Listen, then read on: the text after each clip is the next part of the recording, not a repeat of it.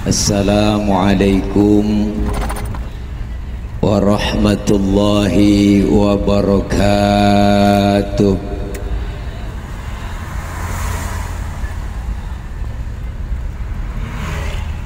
Bismillahi walhamdulillah. Alhamdulillahilladzi amarona wa aujabana bil ibadah. Wassalatu wassalamu ala rasulillah Sayyidina Muhammad ibn Abdillah. La hawla wa la quwwata illa billah. Amma ba'du. Hadratil mukarramin, segenap para alimin ulama, para kiai, para asatidzah, mudah-mudahan kumpul kita semua hari ini mendapat berkah. Amin ya robbal. Para bapak, ibu, hadirin jamaah yang berbahagia, alhamdulillah wa syukrulillah. Inilah cikal bakal penerus generasi yang akan datang, bahwa pondok pesantren, majelis taklim, madrasah jangan dipandang sebelah mata. Jujur Pak, saya agak miris. Sekarang ini pendidikan agama agak dianaktirikan. Pelajaran agama di sekolah umum 2 jam dalam seminggu. Bagaimana membentuk karakter anak kita berakhlak. Sementara pesantren, madrasah, majelis taklim dipandang sebelah mata. Justru inilah cikal bakal penerus generasi kita yang akan datang. Di pesantren ini diajarkan agama, di pesantren ini diajarkan akhlak, diajarkan Al-Quran. Lihat sekolah-sekolah yang lain, mohon maaf, banyak sekolah umum yang masih banyak tawuran. Anak-anak kita akhlaknya bobrok, dangkal imannya. Kenapa banyak tawuran? Karena agamanya dangkal. Maka saya lihat nggak pernah ada pondok pesantren yang pada tawuran. Benar? Saya belum pernah dengar ada santri tawuran sama santri ono gara-gara berebut beduk, nggak ada. Inilah agama yang ditanamkan lebih dulu. Kenapa? Karena agama adalah regulation. Regulation agama itu adalah aturan. Berarti orang yang beragama, orang yang ngikutin aturan. Kita Islam ada aturannya dalam Islam. Mana? Rukun Islam. Syahadat, sholat, puasa, zakat, haji diatur semua. Kenapa? Karena Islam agama universal, mengatur dalam segi kehidupan apapun. Hidup berumah tangga, bernegara, berbangsa, bermasyarakat, bahkan berpolitik diajarkan dalam Islam. Ketinggian kita ngomongin politik agak paham. Udah ajaran Islam yang kecil-kecil aja yang di rumah sering kita lupain, Bu. Tengok di rumah, masuk kamar mandi, Islam ngajarin ada doanya. Keluar kamar mandi ada doanya. Adab akhlaknya diajarin. Masuk kaki kiri, keluar kaki kanan. Mau makan, selesai makan ada doanya. Adabnya makan diajarin. Kalau makan satu nampan bertiga, adab pakai apa adabnya Ustadz? Pertama, suapan kita kecilin, jangan gede-gede. Yang kedua, lagi makan barang begitu jangan ngeliatin muka teman kita lagi makan. Ini lagi makan teman kita, kita liatin mukanya begini, orang kesinggung dong. Lapar bener ini gua tuh. Yang ketiga, emang jatah kita di situ udah rata, jagain aja di situ, maju mundur situ aja udah. Jangan punya teman kita sebelah kita korek-korek, longsor jatahnya. Ini ada adab-adabnya. Masuk rumah, keluar rumah ada doanya. Tidur, bangun tidur doanya ada. Tidur sama suami ada doanya, Bu. Cuman jarang keburu kebaca, ada doanya. Ini semua diatur dalam Islam. Sampai adab akhlak. Kita lagi kumpul bareng sama teman, ngeriung lagi ngobrol, dengar suara kentut. Islam ngajarin yang dengar kentut disuruh pura-pura kagak denger. Maka kalau lagi kumpul bareng sama temen lagi ngobrol, dengar suara kentut, diem aja, jangan pakai ribut, rasain aja. Dan kadang-kadang kan kita usil, siapa nih kentut? Lu, ya enak aja, lu kali rame. Udah diem aja. Maka diajarin sampai kentut adabnya ada. Maka kalau kita ngaji fikih, dalam fikih ada bab kentut. Bener nih, bukan jorok, biar jelas. Ada 4 jenis kentut. Kentut yang pertama jenisnya suaranya gede tapi baunya kurang begitu bau. Ada. Menang suara doang, buet, ada. Yang kedua jenis kentut yang suaranya nggak ada tapi baunya luar biasa. Ada. Yang ketiga jenis kentut yang keluarnya terpaksa. Udah kita tahan, keluar juga tiut. Nah, itulah kentut yang keluar terpaksa. Yang keempat yang parah, kentut ekstrim. Suaranya gede, baunya luar biasa. Kok bisa bau Pak Ustadz? Iya dong, karena habis kentut ada yang nyusul. Yang nyusulnya itu yang bikin bau. Maka dalam bahasa Mandarin disebut cepirit. Nah, itulah bahasa Mandarinnya. Ayo, maka wali santri jangan kecil hati anak kita masukin ke madrasah, masukin ke majelis taklim, ke pesantren. Guru saya pernah ngomong, Pak, Bu, nanam padi rumput pasti ngikut. Tapi kalau tanam rumput, padi bakalan luput. Cari ilmu agama, insya Allah dunia ngikut, berkah. Iya dong, berkah. Jadi ustadz mah jangankan di kota, di kampung berkah bener. Ada orang mati 7 hari 7 malam nenteng besek tahlilan. Malam ke-7 berdoa lagi tuh ustadz, mudah-mudahan besok ada yang mati lagi. Berkah luar biasa. Bulan Maulid 3 bulan nyambung isi acara, nyambung lagi Isra Mi'raj, nyambung lagi Ramadan, nyambung lagi selesai Ramadan halal bihalal. Nah, bulan Apit yang rada nggak ada undangan, sepi. Bulan Apit siapa yang mengundang? Yang hajatan nggak ada, yang kawinan nggak ada. Alhamdulillah ada aja. Nenek-nenek mati 3 hari ceramah, 7 hari ada aja. Alhamdulillah nyambung, bu, berkah. Makanya nih anak-anak santri jangan kecil hati. Kenapa? Otak kita boleh Jerman tapi hati tetap Mekah. Kan begitu orang dulu pernah ngomong. Ini makanya luar biasa. Nih anak-anak muda kita sekarang luar biasa, Pak. Kalau dimasukin ke pesantren madrasah, insya Allah yakin manfaat ilmu kita. Jangan pada kecil hati. Ini kadang-kadang kan ngenes di kampung ustadz cuma 1. Pas sembahyang maghrib ustadz pergi kondangan, nggak ada yang mimpin sholat maghrib, main dorong-dorongan. Udah lu aja lu. Kayak lagi gue, lu aja lu. Lu bisa lu apa? Jangan gua, lu aja lu. Akhirnya sampai Isya begini-gini doang. Nggak sembahyang maghrib. Ada yang teriak udah PRT, kata RT jangan gua. RW ngomong apalagi gua. Anak muda lagi berunding aja berdua-duaan di belakang. Temennya nanya satu, lu bisa jadi imam? Sebenarnya gua bisa, cuman gua kagak berani. Kalau lu, kalau gua berani, cuma gua kagak bisa. Terus bagaimana nih urusan? Sekarang begini aja bagi tugas. Lu yang berani jadi imam, gua yang bisa di belakang. Kalau lu salah, ntar gua benerin. Pede banget yang berani bang. Maju baca Fatihah lancar, baca inna anzalna keder. Inna anzalnahu fi lailatul qadr. Yang belakang lailatil. Yang depan disalahin, dalam hatinya ngomong, iya gue berani doang ya. Dia ikutin, wa ma adraka ma lailatul qadr. Yang belakang mau lailatul. Yang depan disalahin, marah. Nengok ke belakang lu bagaimana sih? Gue lailatul, lu lailatil. Gue ngikutin lailatil, lu lailatul. Nanti bang gara-gara tulamatil. Tanya ngaji. Ngaji jadi pesantren, anak pondok mah kudu ngaji bisa. Yang kadang-kadang kita ngenes, kenapa? Kalian ini generasi penerus yang akan datang. Kalau RT mati, besok pagi ada gantinya. RW mati, besok pagi ada gantinya. Lurah mati, camat mati, seminggu ada gantinya. Presiden belum mati, udah banyak yang mau gantiin. Tapi ustaz, kiai, guru, ulama, masya Allah, sebulan, 2 bulan, setahun, 2 tahun, 10 tahun, belum tentu ada gantinya. Maka pesantren lah dididik dengan agama, dididik dengan akhlaknya.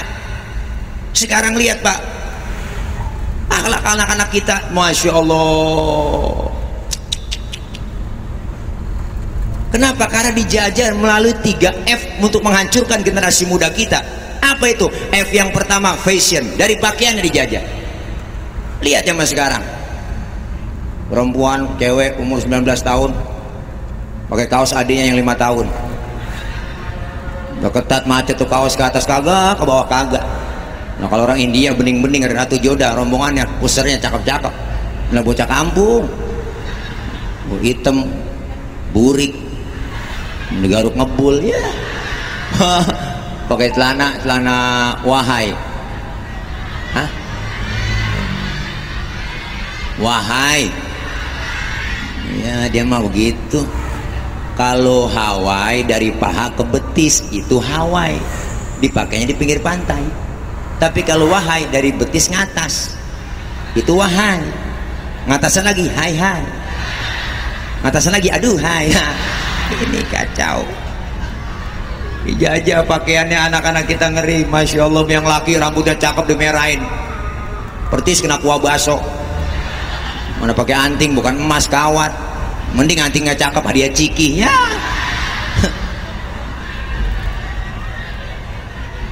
Naik motor dong ngetrek, wah naik motornya Ninja, RR, knalpotnya diganti mah racing. Tuh knalpot racing ada merek R9. Tuh R9, yang keluaran Sentul sama keluaran Kemayoran, kerenan Sentul. Tuh kalau narik dibetot depan rumah nenek, maghrib. Nenek lagi sholat maghrib kaget dengar suara motor, sampai salah baca doa, inna sholati wa Suzuki wa Yamaha. Ini gara-gara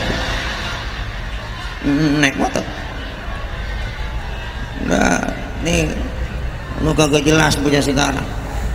Kenapa Pak, Bu, anak-anak kita nih, anak muda tuh sifatnya hubbu taklid, seneng niru, yang dia tonton, yang dia lihat, pengen dia tiru. Itu sifat anak-anak ABG. Dulu saya masih kecil, demen nonton film Batman. Habis nonton film Batman, saya pengen jadi Batman. Ambil kain sarung, ikat di leher, lompat dari atas meja, lari keliling kampung. Batman, engkau idolaku dulu.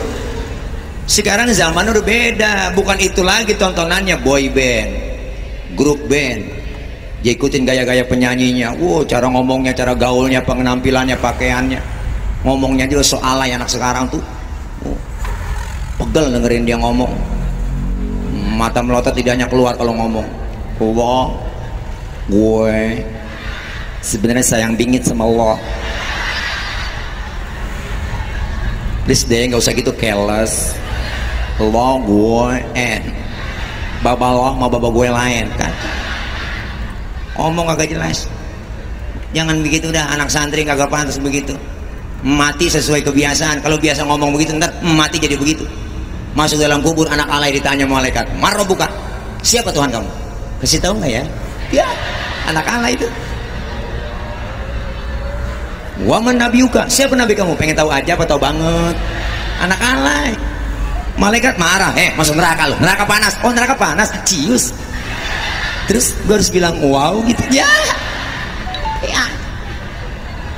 Santri tawa aja, tawa Bu, tawa. Udah tengah hari mau ngapain lagi? Jangan salahin saya, jangan salahin panitia. Apa berani-beraninya ngundang Ustadz PA begini. Ada. Ya Allah.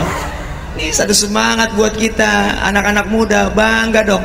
Sekarang tantangan berat, kalau bukan dengan ilmu, apa yang kita hadapin ke depannya tanpa bekal ilmu?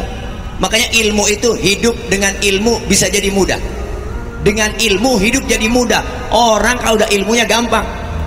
Hari ini kita buktiin pakai ilmu. Saya ngomong di panggung begini, kenapa? Karena pakai ilmu. Mana? Ilmu teknologi, sound system. Yang jauh bisa kedengeran. Coba kalau nggak ada ginian, lecet tenggorokan. Saya pernah tabligh akbar, ribuan jamaah di lapangan. Saya ngecek sound, tes 1 2, cek sound. Bapak ibu yang di pojok sono kedengeran nggak? Enggak. Ya berarti kedengeran. Ya orang dia nyaut kok. Kan PA itu jamaah. Saya nanya benar-benar yang di sono kedengeran nggak? Enggak. Ya berarti kedengeran. Ilmu nih bikin hidup jadi mudah. Yang hari ini terjadi di luar negeri, di Amerika, bisa kita tahu lewat mana? Televisi. tahun 50-60 nenek-nenek kita tuh, engkong kita berangkat haji ke Mekah itu 6 bulan, pergi haji ke Mekah 6 bulan, naik kapal laut doang 6 bulan, orang udah pada lupa, dia baru pulang. Kelamaan adanya ilmu teknologi. Jakarta, Jeddah pesawat 9 jam lebih sampai. Kenapa? Ilmu bikin hidup jadi mudah. Orang ilmunya banyak, kalau salah narok diomelin, apalagi yang gak ada ilmunya. Tapi ketika jadi imam sholat, itu qori nggak boleh bacanya kayak tadi. Ini mentang-mentang qori internasional sholat jadi imam, takbir Allahu Akbar, baca Fatihah, Bismillahirrahmanirrahim. Wow, makmum teriak, kelamaan lu mam, kloso dan makmum, biar qori internasional banget. Kalau lagi jadi imam tetap bacanya murattal. Bismillahirrahmanirrahim. Alhamdulillahi rabbil alamin. Murattal. Saya juga qori juga dulu. Sekarang jadi berubah jadi guru. Nggak, juara qori tingkat RT saya, nggak sombong. Pesertanya 4 orang waktu itu. Yang 3 nggak datang sakit. Udah begitu RT-nya ngkong saya, menang saya. Ya Allah, orang biar ilmunya banyak salah naruh diomelin, apalagi yang gak ada ilmunya. Makanya kalau kita ngaji ilmu ada, ibadah jadi benar. Sekarang banyak orang gak ngerti ilmunya, cuma sekedar ikut-ikutan doang. Akhirnya ujung-ujungnya dia bangga orang lain salah, dia doang yang benar. Akhirnya bisanya nyalahin mulu. Lihat sekarang masuk masjid, masuk musola, jujur bang, sholat aja udah banyak yang kagak pakai ilmu. Masuk masjid, sholat ada yang takbir ngeluarin tenaga dalam, Allahu Akbar, Allah, ada yang takbirnya keder, Allah.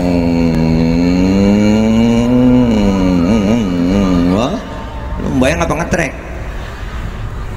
Kalau sedekap ditaruh di atas dada tinggi kayak orang ampek, sholat kakinya bekangkang lebar, kambing bisa lolos dari belakang. Ada aturannya dong. Fikih ngajarin sholat yang bagus, sedekap yang bagus, wa wadul yamin ala shimal, meletakkan telapak tangan kanan di punggung tangan kiri. Naroknya sedekap jangan di atas dada, jangan di bawah pusar. Naroknya di bawah dada, di atas pusar, pas tengah-tengah. Laki-laki dengan perempuan berdiri dalam sholat beda. Kalau perempuan sholat kakinya rapat, laki-laki lebar kakinya sejengkal doang, nggak boleh lebih. Kenapa laki-laki sholat kakinya nggak boleh rapet, kegencet? Bener cius ini, ada sesuatu yang ganjel. Perempuan sholat kakinya nggak boleh bekangkang lebar, kesian adem, seriwing-seriwing. Ada aturannya semua. Ini diajarin semua kita. Makanya ilmu ada. Saya pernah sholat disalahin. Selesai sholat dipanggil saya, bang, saya mau nanya sama abang, ada apa pak? Tadi sholat baca usoli. Emang kenapa pak? Baca usoli hukumnya haram. Waduh, dalam hati ini orang ngajakin berantem nih.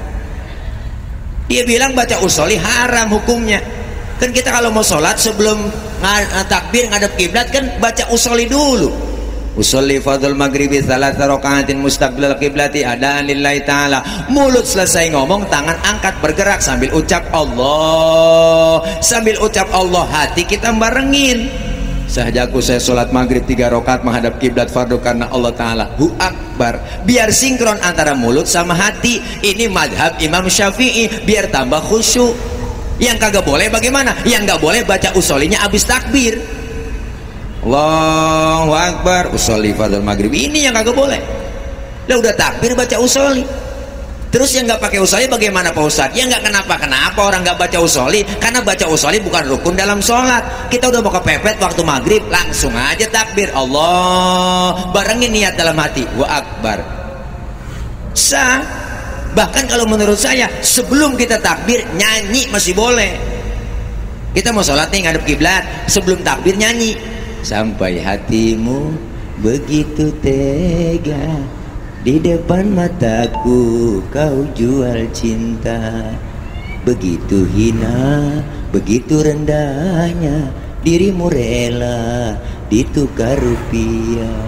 Betapa lemah imanmu, tak mampu menahan nafsu. Tak sudi lagi ku melihatmu sampai hatimu. Allah, niat barang yang di hati. Allahu Akbar. Menurut ilmu fikih, sholat kita sah.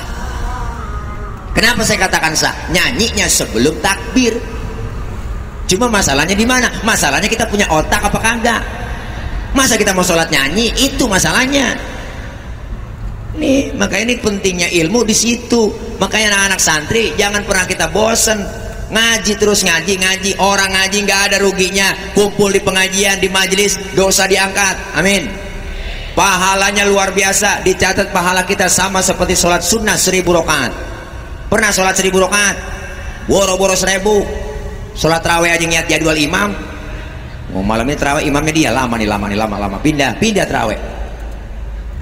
Pahalanya sama seperti kita mensolatkan zanazah 1000 zanazah. Pahalanya sama seperti kita menjenguk orang sakit 1000 orang sakit. Pernah nengokin 1000 orang sakit? Emang gak pakai modal? Minimal jeruk 2 kilo bawa.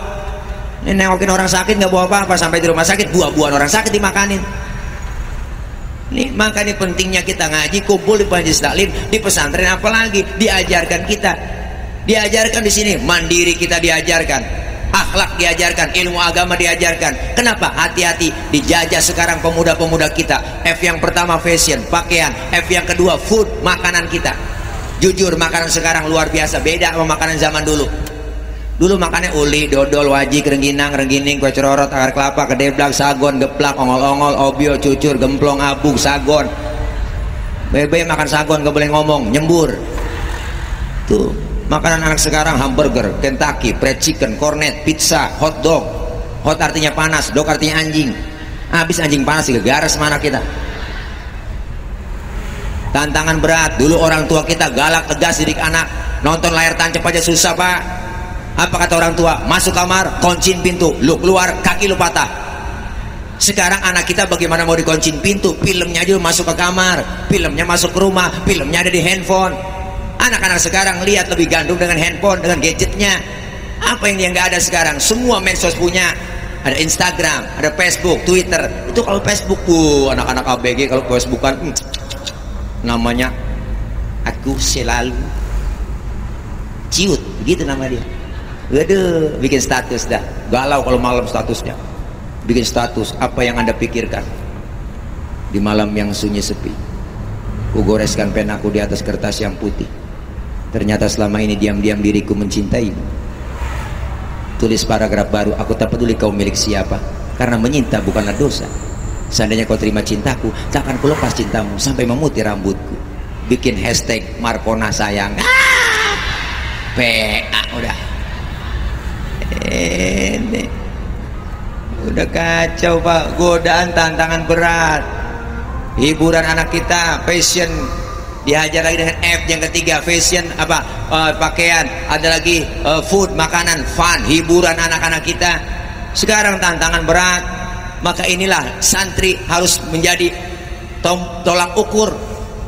Jadi siap gantiin yang tua-tua, masuk terjun ke masyarakat. Kalau sudah terjun ke masyarakat, pesan saya cuma satu, jangan minta dihormati. Hormatilah orang lain.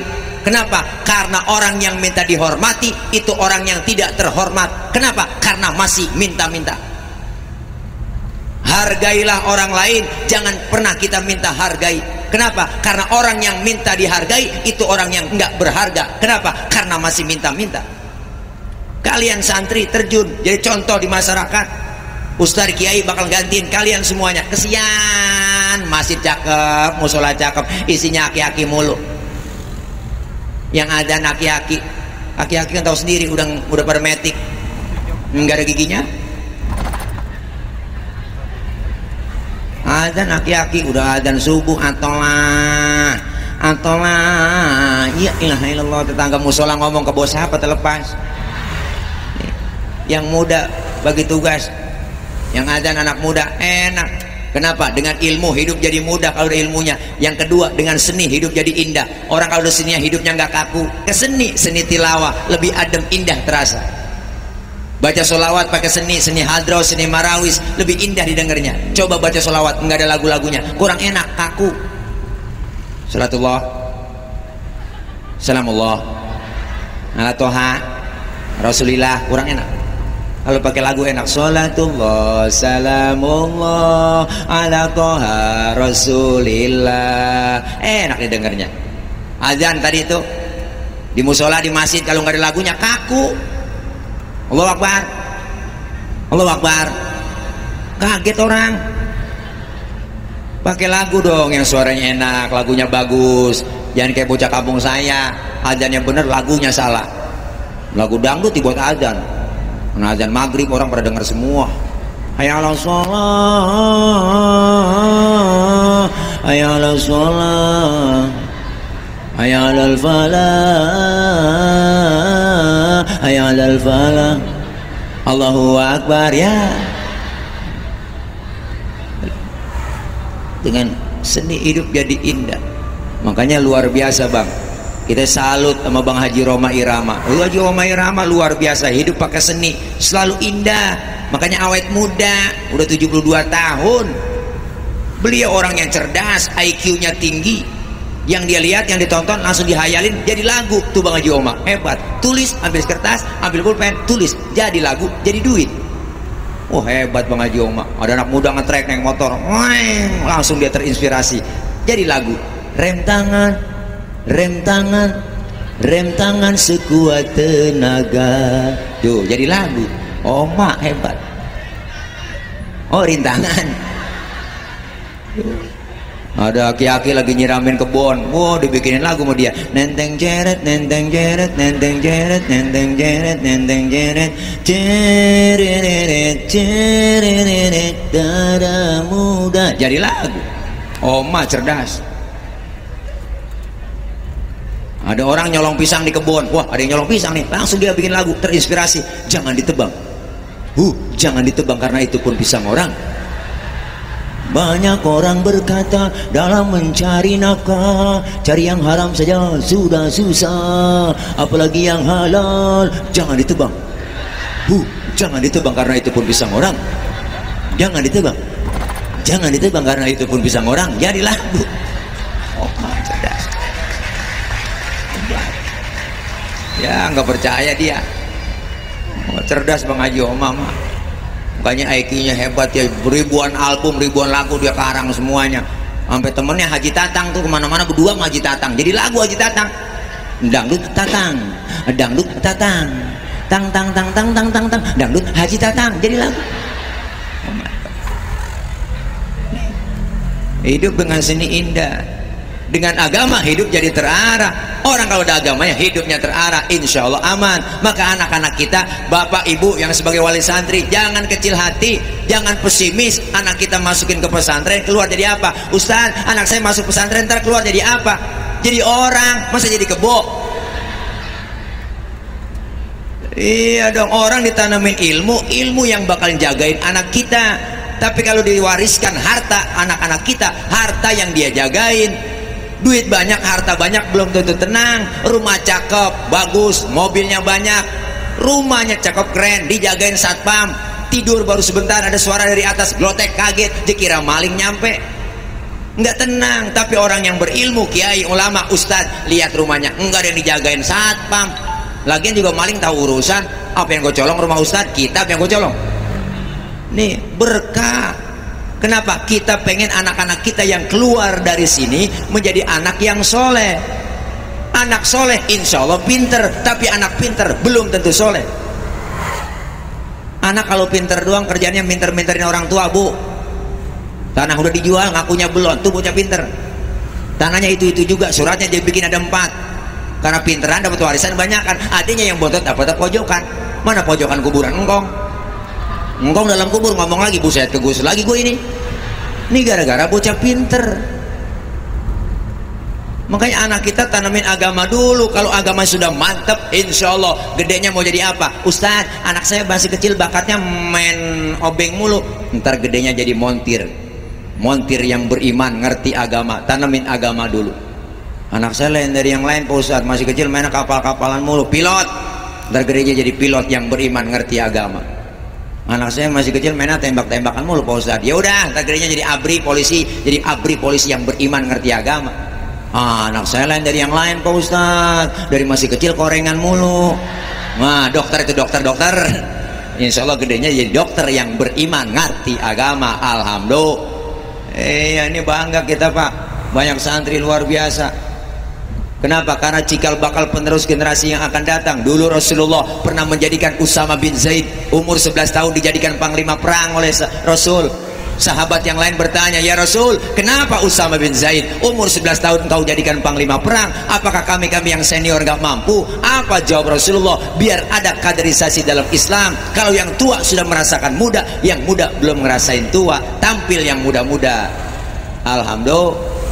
Ini enak nih, kadang-kadang kita ngenes masih cakep yang ngisi aki-aki mulu, yang adzan aki-aki, yang qomat aki-aki, baca Quran aki-aki, sholawatan, nguras kolom, yang ngepel, yang nyapu, mukul beduk, yang mati.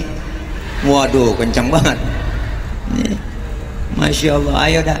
Kenapa? Generasi muda yang akan datang, syubbanul yaum rijalul god, pemuda hari ini, pemimpin yang akan datang. Hati-hati jangan sampai tergoda oleh buayan-buayan sekarang, zaman-zaman yang enggak benar, luar biasa, pengaruh luar dari dalam, dihancurkan agama kita.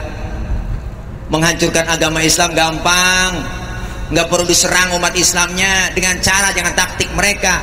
Dia cari pakai politik, pakai cara hancurkan generasi muda kita. Lewat apa? Pertama, lewat makanan, minuman.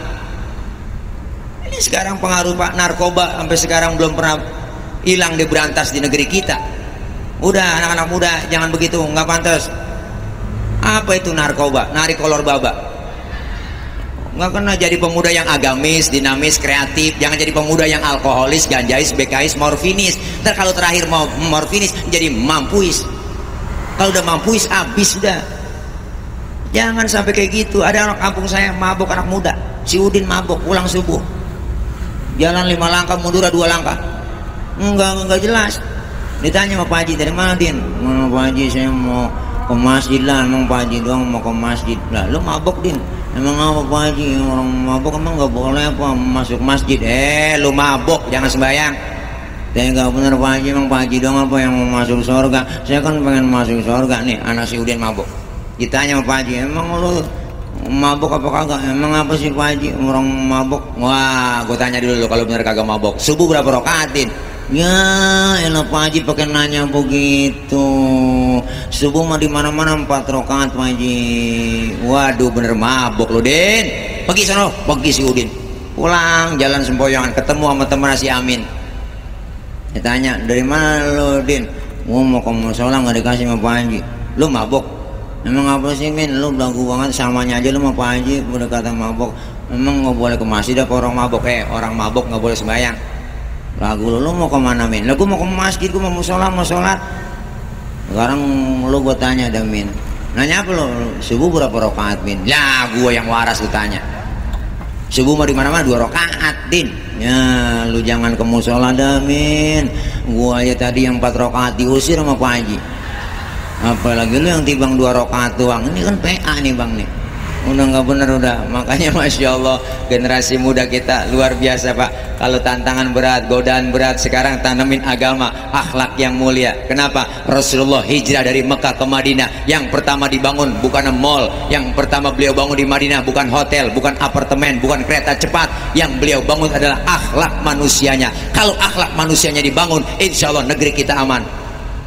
Nah ini aja barangkali yang dapat saya sampaikan. Kita baca Fatihah, minta kepada Allah Ibu, Bapak semua hadirin yang ada di sini, para santri semuanya, kita berhak kita diberikan sehat walafiat, diberikan panjang umur, diberikan rezeki yang banyak yang halal barokah. Allah jauhkan dari bala, Allah jauhkan dari musibah, Allah jauhkan dari malapetaka. Allah selamatkan kita di dunia dan selamat pula di akhirat. Anak-anak kita yang sedang belajar, yang akan melanjutkan ke jenjang berikutnya, kita doain semua. Yang sedang menuntut ilmu, Allah berikan kemudahan, Allah berikan kepahaman, Allah berikan ilmu yang manfaat.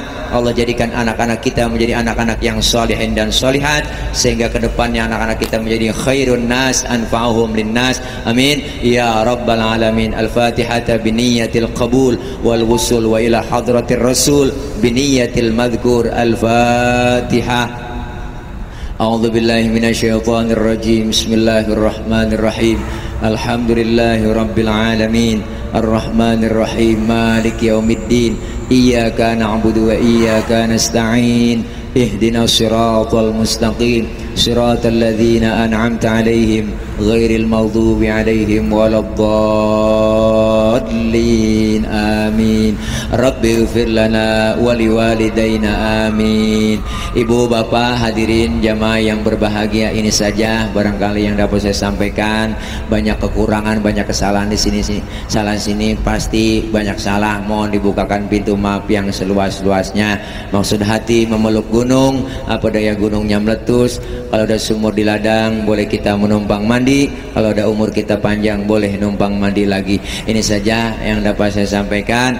Jangan lupa anak pitik dimakan tikus, ambil plastik tolong dibungkus ya, kalau ada ya, kalau ada ya, kalau ada ya, kalau kagak bagaimana, kayak usahain juga ya, bukan ngingetin, ngasih tahu doang, takut kelupaan yang lagi repot. Dah nggak boleh ngomongin gituan, sebenarnya cuma ngingetin doang bu, nggak apa-apa. Saya di mana-mana ceramah nggak perlu amplop, saya mah isinya juga nggak perlu, saya nggak perlu isinya, amplopnya nggak perlu, yang penting jumlahnya. Dah tuh salah lagi ngomong dah.